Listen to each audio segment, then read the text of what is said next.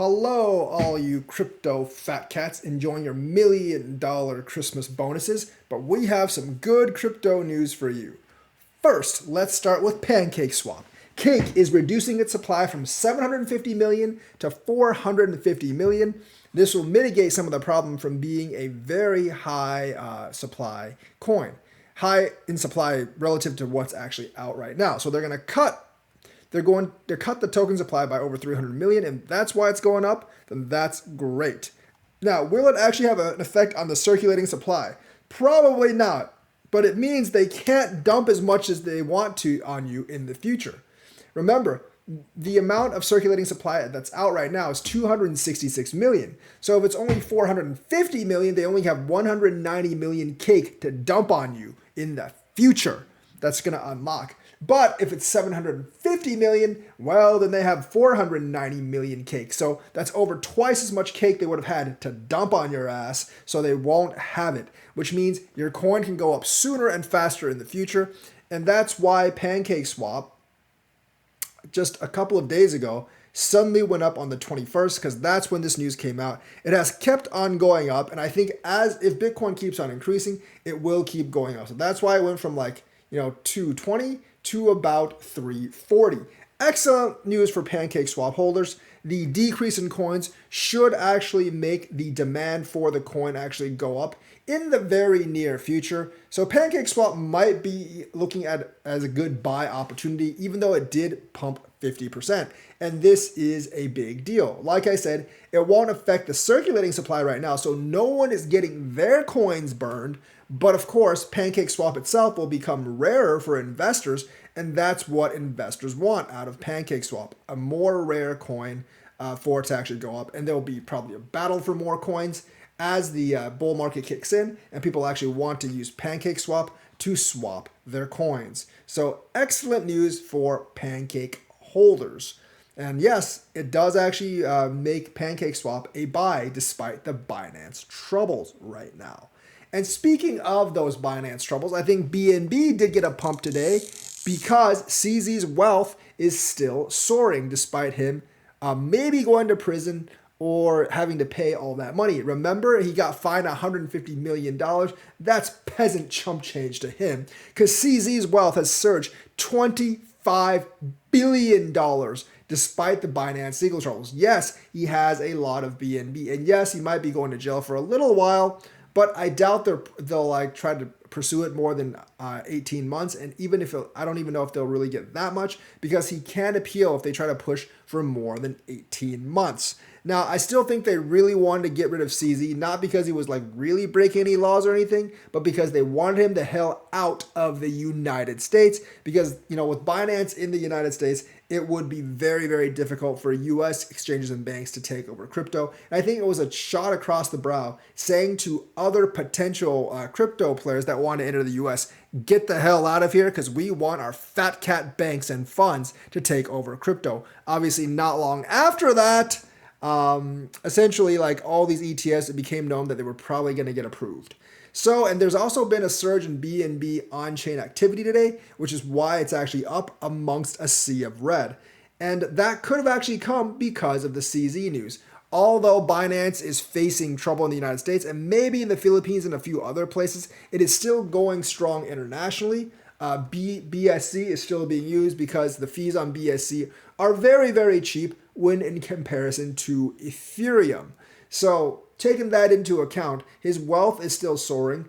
BNB chain is getting more activity because Ethereum chain is getting busier. And even though during our live stream today, the fees weren't that bad for Ethereum, they will get bad. And they already have gotten bad before during surges. And they're not very much right now, mainly because we're on Christmas holiday and no one's really trading. But they will come back. They will be bigger, and people will look to other options like Binance chain. So that's why there was a surge in BNB chain activity. And I think BNB will actually do pretty well in the next bull run. So despite CZ's legal troubles, I don't think it's time to just sell BNB.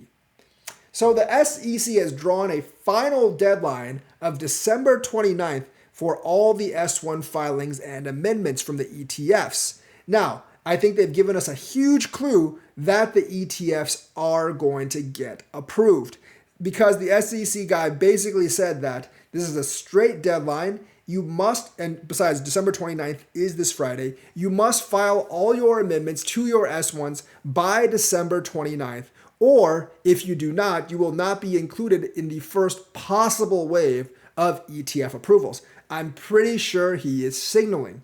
And I do think like ARK, 21 shares, BlackRock, and a couple of others are in that first batch. Now, there was a Grayscale CEO stepping down, or the Grayscale like chairman of their board stepping down, but that's not due to the ETF. That's due to the fact that DCG is being sued by Gemini and he might end up owing a lot of money. Someone has already replaced him, and this does not affect the Grayscale ETF. So we are very much on track for the Grayscale ETF to come to us on January 10th. That is the date that everyone is looking at. And the SEC is strongly signaling that they are actually going to approve one. They say like the first wave of possible approvals is going to be in January, and you need to have all your ducks in a row and all your paperwork to us by then. So the SEC deadline, obviously, I think that's actually a good sign that they're trying to get everything in order. I think they know there's going to be a lot of lawsuits on their ass if they actually deny it. And I don't think they'll actually deny it because the SEC is not in the court's good graces at this point.